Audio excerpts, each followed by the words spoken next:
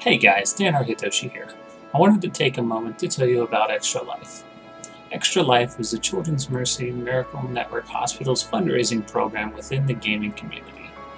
Participants fundraise year-round to pledge to game for 24 hours with one goal: to save and improve the lives of sick and injured kids. Funds raised stay local to help pediatric patients at 170 Children's Miracle Network hospitals across North America. Since 2008, Extra Life has raised more than $30 million for member hospitals. The movement, formed by gamers bonded by passion, is committed to saving and improving the lives of local kids. Your donation is tax deductible and will make miracles happen for families who desperately need them. The link in the description below will take you to my Extra Life fundraising page. Once there, you can click the donate button at the top of the page to make a safe and easy online donation. I need your help to reach my goal for the kids. Thank you so much for supporting my efforts. Hey guys, don't forget, got two $25 giveaways going on right now, RP giveaways. One for getting 100 subscribers and one for hitting my $100 donation charity mark for my Extra Life Children's Miracle Network Hospitals charity drive. So, hit those links right below, one for to subscribe, one to go to my charity page, donate whatever you like, and we'll get right back into our video. What's up guys, it's Dan Hitoshi doing another League of Legends gameplay video, but we're doing something a little bit different today. What's up guys, it's Dan Hitoshi doing something a little bit different. What you're watching is just another League of Legends gameplay that I did with Tahm Kench in the top lane. We were up against a Shen, having some fun. What we're going to talk to you about today though is the new patch 7.9. All the items, the item changes, everything that affects Tahm Kench as a top laner, a jungler, and a support champion. The only thing I'm not going to go over today are the support items themselves, the whole questline thing. That's been done to death. If you want, go check out pretty much every other YouTuber that does League of Legends. They've talked about that. Ancient coins, support item changes. But let's get into it. First things first is the Adaptive Helm. So Adaptive Helm is a new magic resist item. It's 2,800 gold. It gives you 300 health, 55 magic resist, a base health regeneration of 100%, and a cooldown reduction of 10%. And the unique passive is taking magic damage from a spell or effect reduces subsequent magic damage from that spell or effect by 15% for 4 seconds. This is a really good item on Tahm Kench because you get the health and magic resist stats, which is really good for tanks in general. But more importantly, this is really good against champions like Rumble, Cassiopeia, any champion really that gives or that does damage over time. So Cassiopeia, Rumble. I'm having trouble thinking of other champions at this particular moment, but these are any champions that do rapid fire spells. So like Rise or Cassiopeia, or champions who the spell cast has a damage over a time effect like Rumble's Q. These are all things that Adaptive Helm would be huge in reducing the damage and really making the tanks more effective and trying to duel them and 1v1 them. And for Tahm Kench in particular, it really helps give him some sustain and some ability to stand in there and fight in these extended duels against mages that normally give him a bit of trouble because of their sustained damage. Next up, we have the armor penetration items. Armor penetration items have gotten a pretty big change. So Last Whisper is going from 45% bonus armor penetration to 35% bonus armor penetration. And by association, Lord Dominic's Regard and Mortal Reminder are both going to 35% armor penetration. However, Lord Dominic's Regard is going from 15% to 20% on Giant Slayer, which is the deal extra damage to champions with more than 1,000 HP. So, it's kind of a trade-off on the Lord Dominic's Regards. Another good change for Tahm Kench is Black Cleaver. The armor shred per stack is going from 5% to 4%, and the maximum shred is going from 30% to 24%.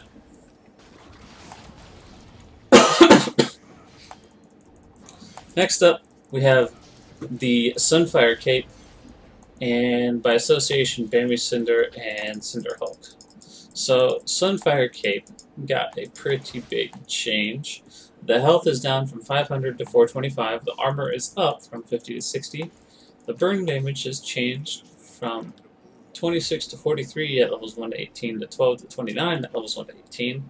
However, it now has 200% bonus damage versus minions and monsters, and the burn radius is down by 325. This is still the first armor item you want to buy on Tahm Kench. There's no reason not to buy this item first as a armor item component for Tahm Kench. It's really the best armor item there is. It gives you the wave clear, it gives you health, it gives you more armor now as opposed to less armor. I mean, it's just a really good item. There's really no reason not to get the Sunfire Cape. And with this, by association with Sunfire Cape, you've got Bambi Cinder and the Cinder Hulk jungle item. So Bambi Cinder, the burn radius is down from 400 to 325. That's standard. There's no difference there. And the Cinder Hulk enchantment also has its burn radius reduced to 325. And the burn damage on Cinder Hulk has changed from 9 to 43 at levels 1 to 18 to 12 to 29 at levels 1 to 18. And it's also getting the bonus damage versus minions and monsters increased from 100% to 200%.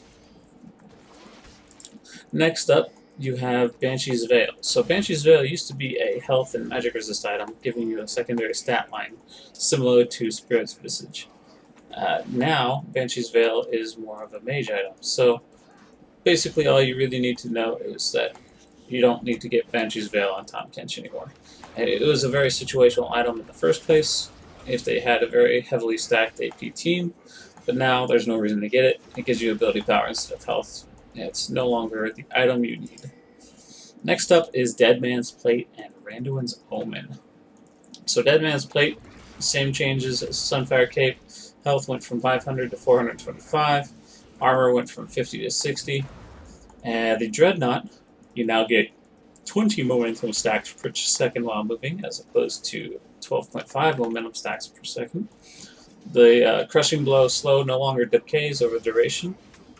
And the basic attacks while below 100 momentum stacks no longer purge current stacks to deal damage. Instead, they reduce momentum stacks by 15 for no bonus effect. So, good, because if you are trying to auto-attack in the middle of a trade, or just, auto-attacking at creep or two while you are moving around, it won't completely remove your momentum stacks.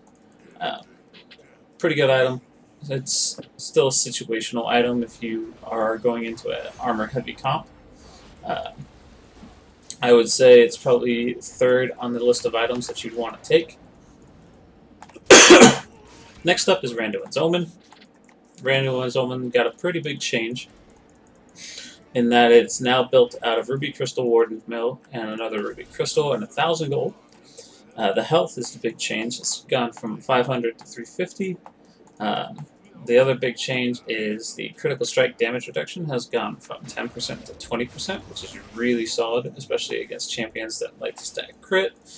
Great for late game against crit 80 carries, and also for crit assassins like Yasuo. The active, which slows all nearby enemies by 35% for 4 seconds, has increased to 55% for 2 seconds. And the basic attacks slow, 15% slow on basic attacks for 1 second. It still applies as well. So next up we have Doran's Shield. Doran's Shield has changed from 450 gold to 400 gold. The health is unchanged. The health regeneration is unchanged. The damage reduction has been removed, but 2 new passives have been added. Well, one's not a passive, one's the Shield Slam, which gives basic attacks plus 5 damage to minions on hit, which is pretty solid.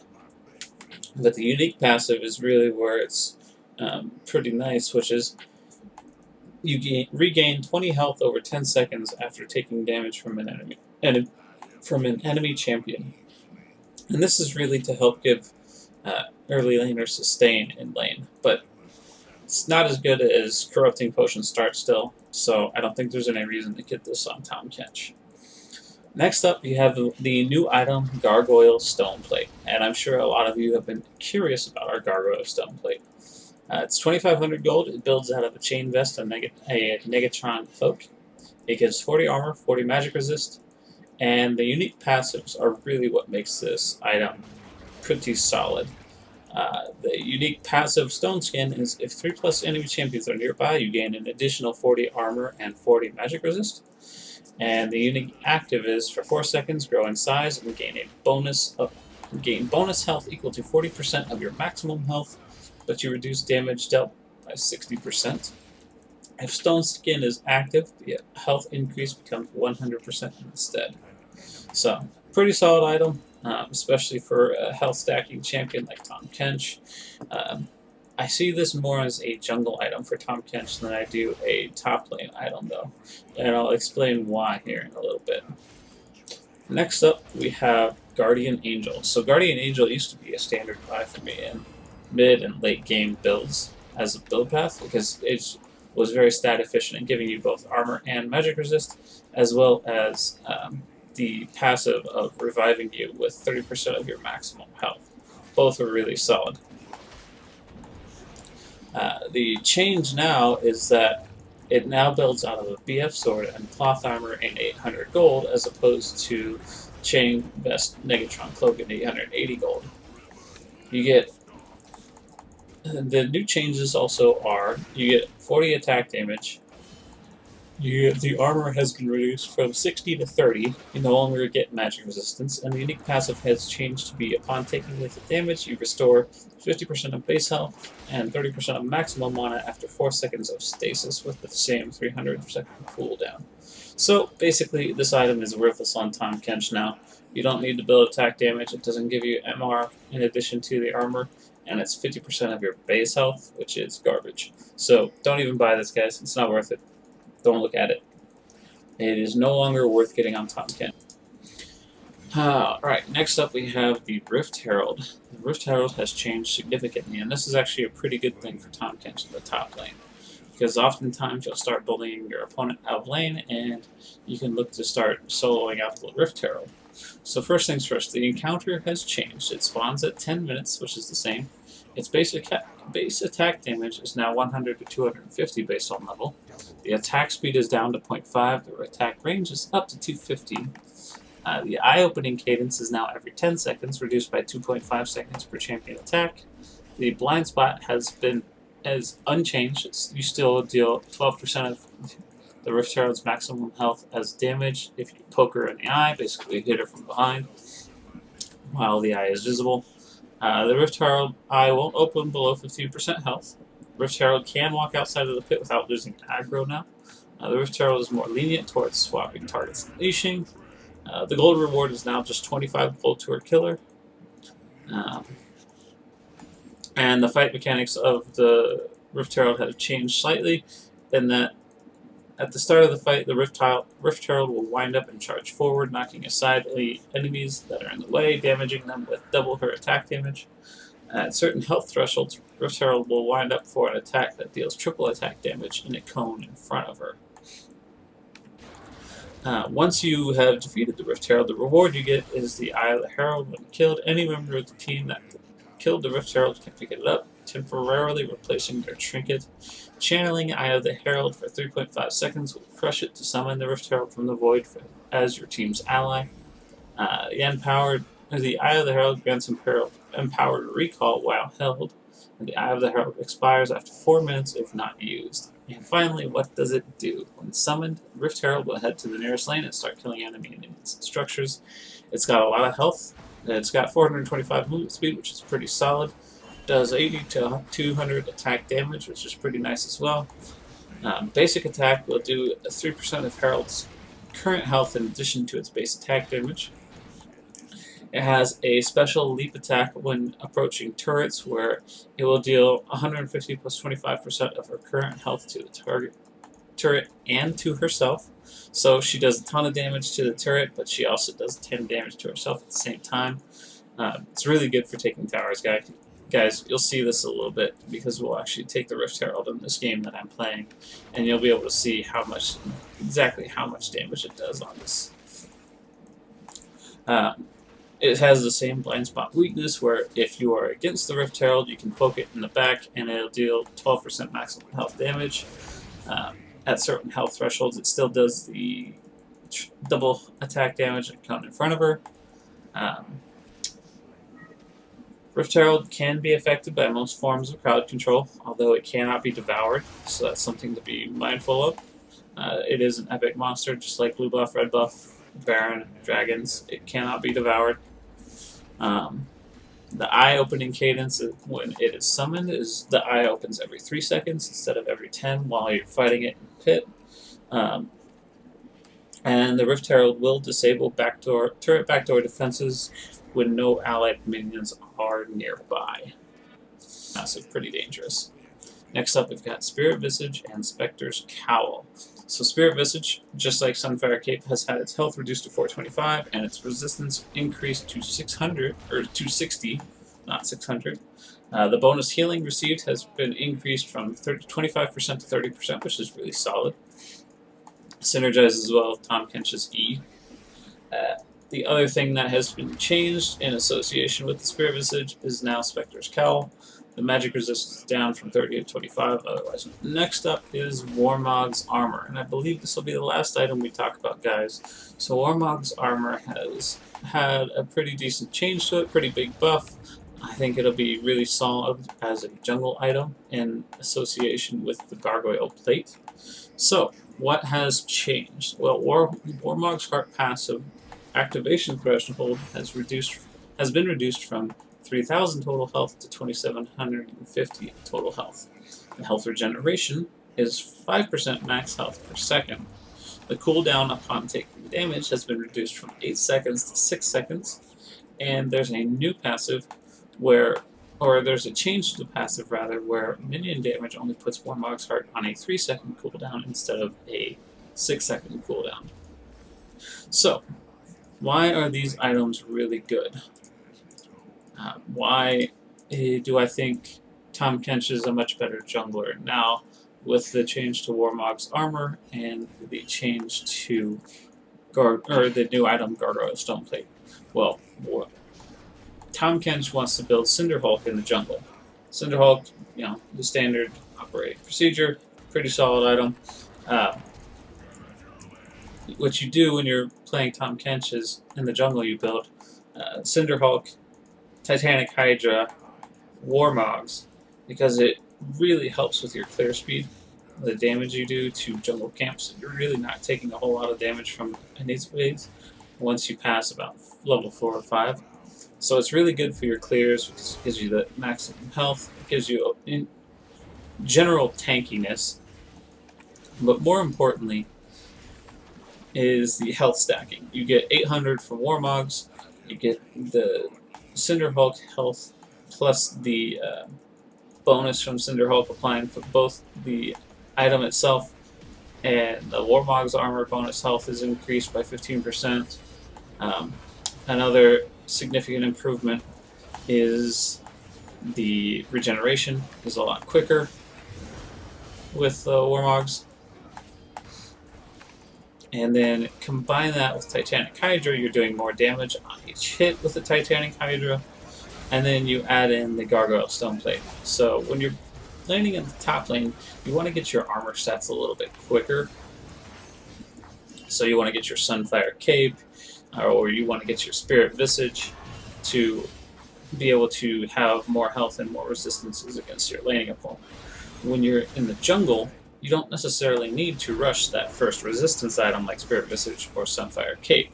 What you can do is you can rush your Cinderhulk, Tiamat, into the Gargoyle Stoneplate, and now all of a sudden you've got the Gargoyle Stoneplate active for when you're ganking. You double your health for 4 seconds as you charge in to lead the way on the gank. Additionally, once you get your Titanic Hydra and your Warmog's Armor finished, you pass that Warmog, activation threshold of 2,750 health.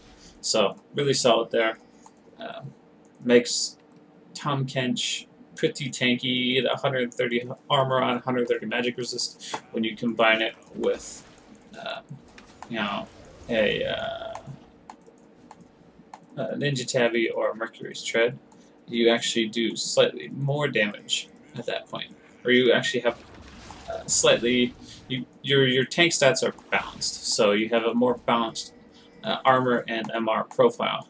And then once you get those three items, you go into your Trinity Force with the jungle build. So pretty solid. I think jungling in particular with Tahm Kench is going to be a pretty big change. You can do a lot more jungling with Tahm Kench now because of the Gargoyle Stone Plate giving you the health when you engage in a fight.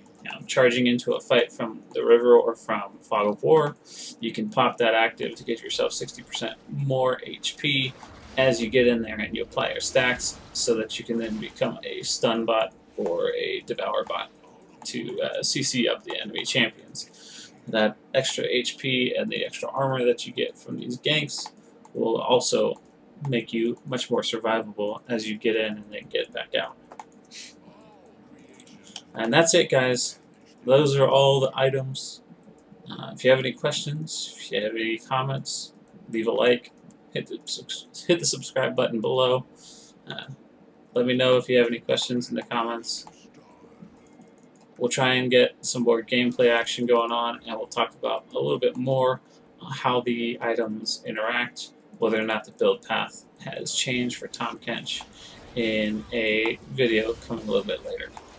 So, we'll catch you next time, guys. Hope you enjoyed it. Hope you learned a lot. I'll talk to you later.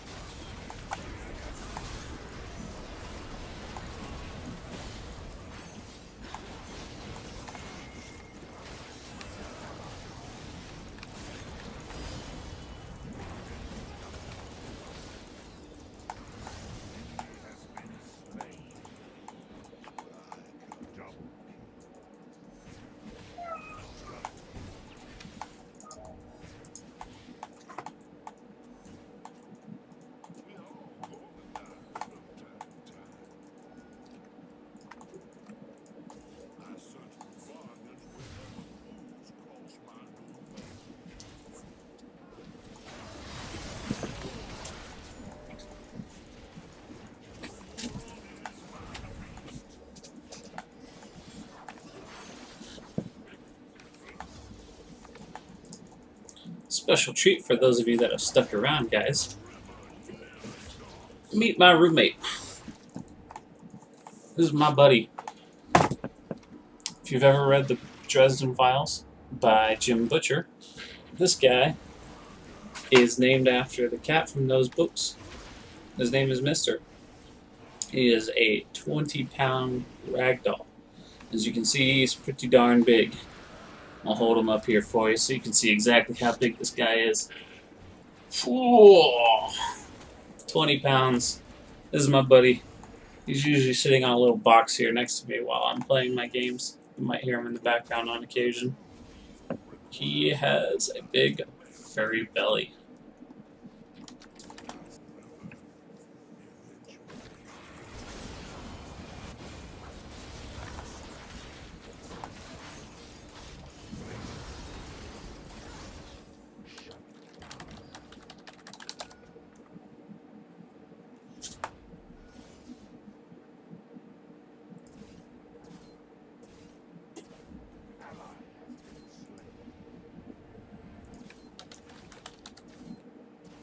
This was a pretty annoying game, I'm not gonna lie.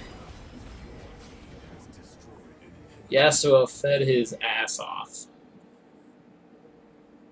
I was 100 CS up on this Shen at this point. But this Yasuo kept inting and feeding the Talon. And the Talon got fed and was just able to massacre the Ezreal over and over. 1 and 11 Yasuo. 1 and 11. What in the literal fuck? As you can see, I'm actually working towards that Gargoyle Stone Plate here. My overall build path really hasn't changed at all. This game I went Sunfire Cape into Titanic Hydra with the Ninja Tabby for the boots. I picked up a Spirit Visage, although really I shouldn't have. There's no MR to speak of on the enemy team. I just really got it for the extra health regeneration. 200% bonus health regeneration is really good on Tahm Kench. Plus the passive increase in health regeneration is really solid. Other than that, really there's no major reason for me to need to get the Spirit Visage over something like a Randuin's Omen here. Or a Dead Man's Plate would have been really good as well for the movement speed. You see what I'm doing right here is I'm continually harassing this Olaf because I don't want him to back and join the fight, because we have a 4v3 right now while I keep harassing this Olaf, not allowing him to back.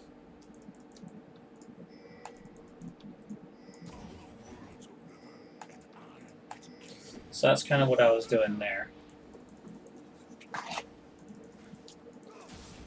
Next, we want to go back down to the bot lane, keep pushing that out. But a team fight breaks out, so I come up here and save this Yasuo's life.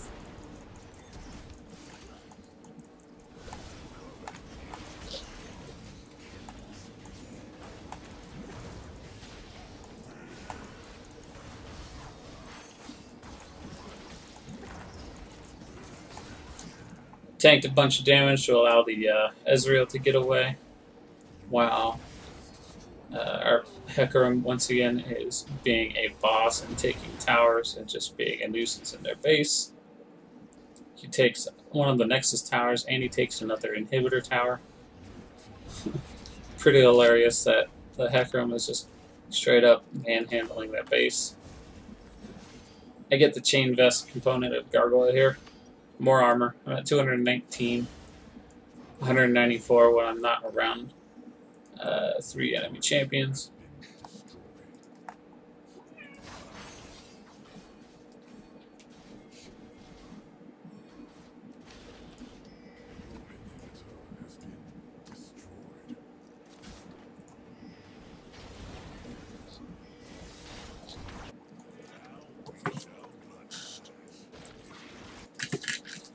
Watch me be a good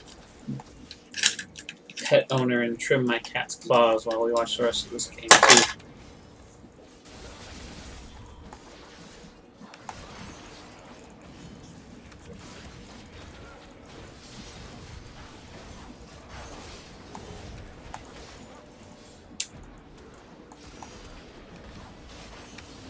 Save the Ezreal's life once again here. Taunted, so it takes me forever to get my E shield up. I'm barely able to get out. Then I go heal up for a shit ton. We managed to kill 4 of them, so I'm like, fuck this, I'm just going to teleport straight to the bot side and push this wave in. I'll get 2 waves pushed in before we all turn on the Elder Dragon here. Whoo, buddy. Your nails have gotten pretty long. I've been neglecting you. Oh. Shh.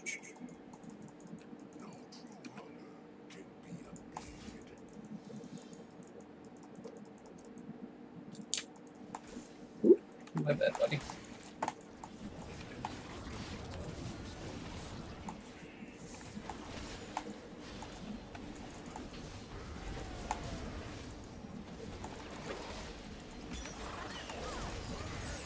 Not much I could do there to prevent the Olaf from simply charging straight in. But this is pretty amusing. So watch Hecarim, watch Yasuo. While the Nautilus and I just sit here and fuck around with the Shen and the Rakan, Yasuo is doing his thing. Goes up and takes an inhibitor. I think he kills the Talon here. And Hecarim is also pushing. So we've got Hecarim and Yasuo pushing, while we just sit here and fuck with the Shen and this Rakan over and over. I finally kill the Rakan, pretty sure. No, the Rakan gets away. But we're killing their base. Talon's dead. He can't get back to his base. What's he gonna do? GG, well played. Wound up finishing the game just like that. What do you think, buddy? Gonna wave to the YouTube audience? Hi, YouTube audience. Hello.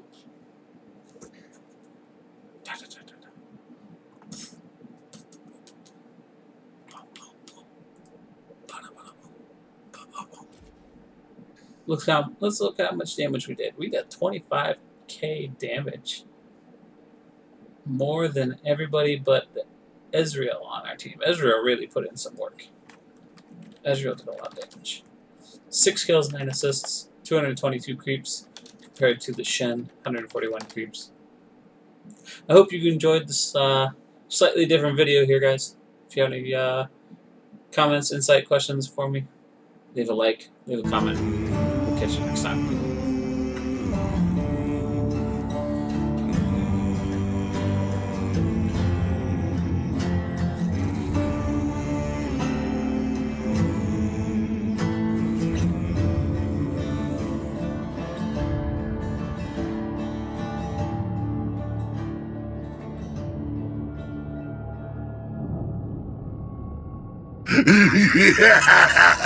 I am the River King!